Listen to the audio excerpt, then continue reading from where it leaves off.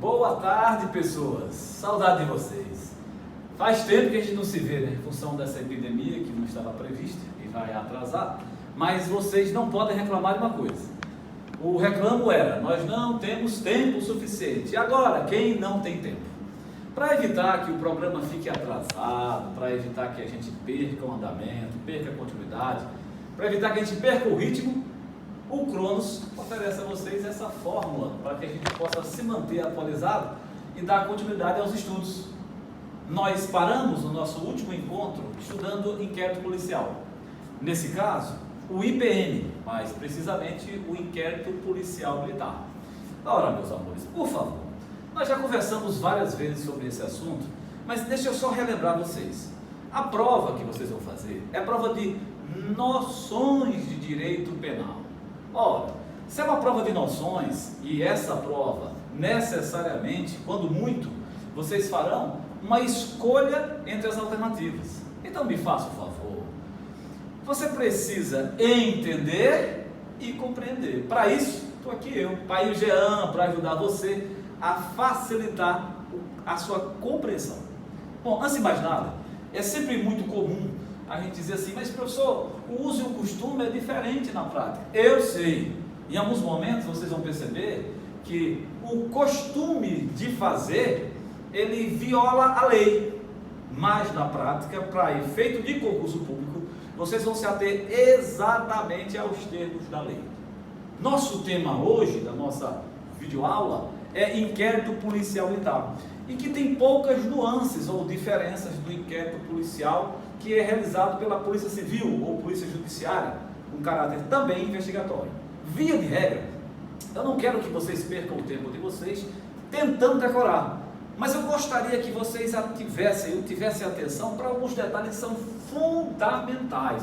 Lembrando, a prova, meus amores, é objetiva. A resposta está lá. Eu não tenho que escrever a resposta. Se eu prestar atenção e eu compreender o enunciado, eu acho a resposta. Então vamos começar? Antes de mais nada, o IPM que eu me refiro, que está lá no artigo 9º do Código de Processo Penal Militar, deixa muito claro no seu artigo 9º o seguinte: prestem atenção, do inquérito e da finalidade do inquérito. Sempre me perguntam, né, quando a gente tem a oportunidade: professor, inquérito policial militar é fase judiciária, é fase processual ou fase administrativa? Então vou morrer dizendo: é fase meramente administrativa. O que eu quero com isso? Olha, eu estou investigando, eu estou procurando autoria, indícios materiais de autoria, eu estou tentando fazer uma correlação através de uma investigação entre o fato que está sendo investigado e o possível autor, autora, coautores ou partícipes. Então, na letra da lei, nós seguimos esse raciocínio. Por favor, me acompanhe. Diz mais ou menos o seguinte: o artigo 9º do Código de Processo Penal Militar, venha comigo, diz assim, ó: o inquérito policial militar é a apuração sumária. Aí a gente vai fazer aquela boa e velho comentário. Sumária quer dizer muito rápido, célere, né? De fato que, nos termos legais, por favor, 100% legal, configure crime militar e de sua autoria.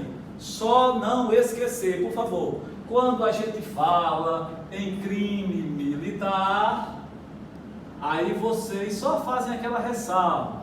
Eu tenho crimes propriamente militares, certo? E os crimes impróprios, né? Mas que também são considerados crimes militares. Nós já especificamos e faremos no decorrer das aulas. Deixa eu dizer uma coisa importante para vocês. Todas as vezes que você se deparar com este enunciado, é só lembrar, ele diz crime militar. Crime militar é uma categoria de crime que nós chamamos de crimes próprios. Vocês se recordam disso? Por que a gente chama de crimes próprios? Aí você se lembra: porque só determinada categoria de pessoas, de servidores, podem cometê-lo. Há exceções.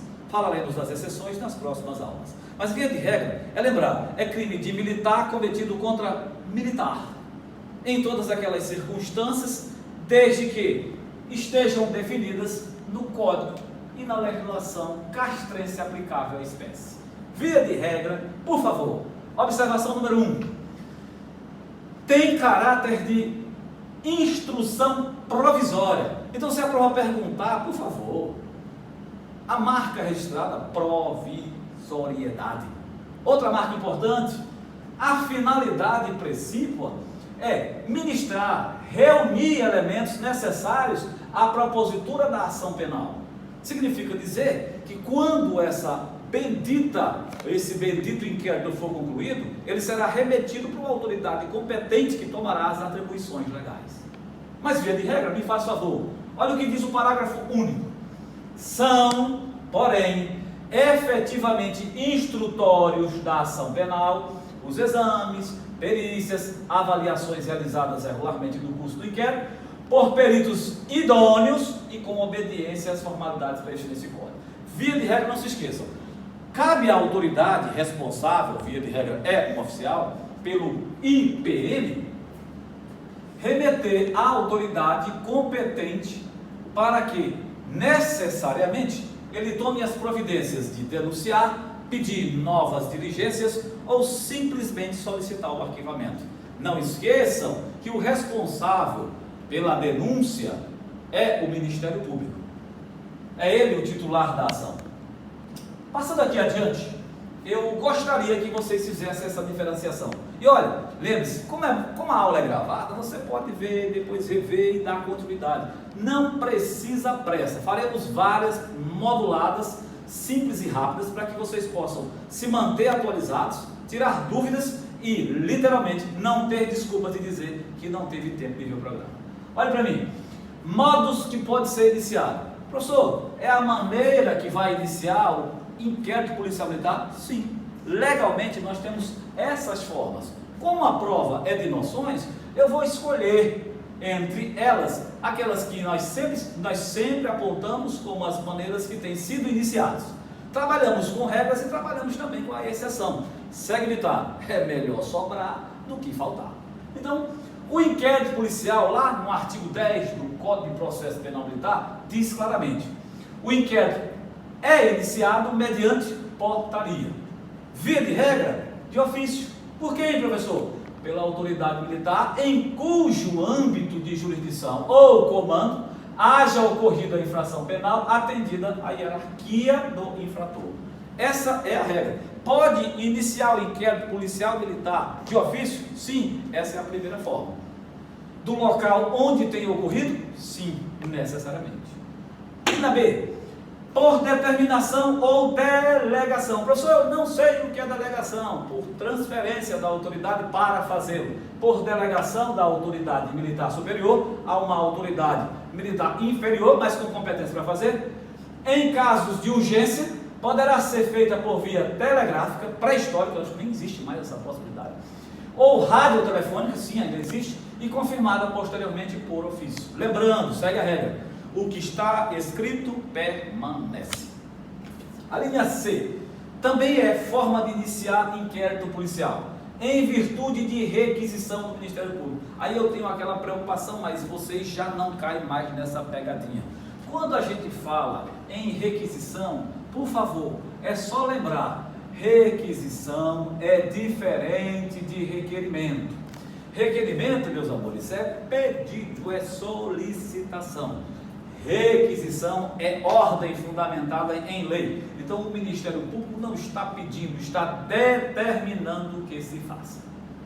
A linha D, por decisão do Superior Tribunal Militar nos termos do artigo 25. A linha D o senhor colocou por quê? Seguindo o lema, o que abunda não atrapalha. É melhor sobrar do que faltar. Quando isso poderia cair na prova? Raramente. Mas a gente não deixa de fazer, confiado de que os loucos que vão elaborar a prova necessariamente não façam, ou não venham a cobrar. Finalmente, a requerimento da parte ofendida. Quem é a parte ofendida, professor? A vítima, ou de quem legalmente represente, ou em virtude de representação devidamente autorizada, de quem tenha conhecimento da infração penal, cuja repressão caiba à justiça militar. E finalmente, quando de sindicância, ato de investigação, para apurar o cometimento, a ocorrência de faltas leves, médias, feita em âmbito de jurisdição militar, resulte indício de existência de infração penal militar. Essas são as hipóteses, as possibilidades de início de inquérito policial militar. Passando para frente, nós vamos agora estudar o seguinte. Bom, vejamos se a gente consegue entender essa possibilidade aplicável à espécie. Bom, tratemos agora das chamadas medidas preliminares ao inquérito. Meus amores, eu estou colocando, e sempre os meus alunos, inclusive aqueles que já estão na própria corporação, e graças a Deus é até um nome expressivo, eles tiram um monte de professor, isso aí é só na sala de aula, porque na vida real não é bem assim. Nós temos compreensão disso. Agora, se eu quero passar, eu tenho que seguir a regra que está prevista em lei. Então, quando você abrir a sua provinha, não é? E você tiver uma questão de inquérito ou sobre inquérito policial militar, é muito comum como ele é iniciado e é muito comum quais as medidas preliminares ao inquérito, ou seja, quais as medidas que antecedem o inquérito que devem ser feitas pela autoridade que foi designada. Diga-se de passagem, tu não vai colocar um sargento para investigar um outro sargento, né? É sempre uma hierarquia superior. Não esqueçam, a instituição da polícia militar, ela é baseada, você já sabe disso, é uma cantilena, na hierarquia e na disciplina. Então tu não coloca um indivíduo de mesma patente, né, para investigar posteriormente um indivíduo que cometeu um crime militar. Por quê? Porque ele vai afetar na cadeia, na hierarquia, ele simplesmente irá desconsiderar a autoridade responsável. Via de regra, concentre-se agora no chamado artigo 12, medidas preliminares ao inquérito. Aí vê, logo que tiver conhecimento, olha a expressão, logo que tiver conhecimento da prática de infração penal militar, verificável na ocasião, a autoridade a que se refere lá o parágrafo 2º do artigo 10 deverá, olha a expressão, se possível, eu enganchei, se possível, via de regra, ele deveria fazer isso mesmo, mas nem sempre é possível a tempo e a contento. Mas vamos considerar que isto aqui aconteceu deverasmente como manda a lei. Então venha comigo, dirigir-se ao local, providenciando para que não se altere o estado e a situação das coisas enquanto necessário. Por quê? Porque é muito comum a gente ver um fato, ou tomar conhecimento de um fato criminoso, de uma notícia criminosa, e aí vocês perceberam que gera logo uma multidão, dependendo do local, para olhar, e é muito comum as pessoas tocarem no local e elas contaminarem a cena do crime. E a gente sempre costuma dizer que essa cena, o corpo clama por justiça e antes de mais nada, isso no caso de homicídio. Mas em outros casos, a gente costuma dizer que se eu puder enxergar e extrair daquela realidade, eu consigo indícios, provas, eu consigo nortear o raciocínio para descobrir quem é o autor, quem é o coautor, o que é o partícipe. Lembre-se, não existe crime perfeito. Isso nunca existiu. Não dá para fazer como até recentemente se fazia no Brasil. Aqui no Brasil, até recentemente, a morte era assim, ou era caso de homicídio, morte matada, ou morte morrida, né? A gente não gastava ou não investia tempo para saber ou para descobrir as causas, certo? Era uma coisa muito mais direta, tendo em vista as justificativas que eles davam. Não tinha material, não tinha equipamento, não tinha condições e por aí vai. Mas não é a realidade atual. Bom, segunda providência que deve fazer a autoridade responsável pelo inquérito. Bom, ele deve apreender os instrumentos e todos os objetos que tenham relação com o fato. É evidente. Eles são provas materiais, são indícios materiais de autoria, permitem responsabilizar alguém pelo fato. Só uma coisa importante. Por favor, meus amigos, a gente já cansou de dizer, no nosso país é proibido, é defeso, o que chamamos de responsabilidade penal objetiva. Ora, não é só porque desapareceu ou foi subtraída uma coisa alheia móvel, não é só porque morreu ou apareceu um cadáver, que você vai dizer que realmente o fato aconteceu. Não esqueçam. E que ele seja propriamente crime. A responsabilidade penal no Brasil, ela é subjetiva. Traduza para o meu português. Ela é pessoal. Não adianta dizer que foi. Dizer e não provar é como se você não tivesse dito nada. Bom, Terceira providência: efetuar a prisão do infrator, observado o disposto no artigo 244. Quarta providência: colher todas as provas que sirvam para os esclarecimentos ou para o esclarecimento do fato e suas circunstâncias. Bom, essas são as coisas que nós apontamos como fundamentais, essenciais, nesse módulo que estamos fazendo agora, sobre inquérito policial militar. Vamos fazer as continuações e vamos disponibilizar para vocês. As perguntas vocês podem dirigir no próprio grupo de estudo que nós responderemos em tempo hábil.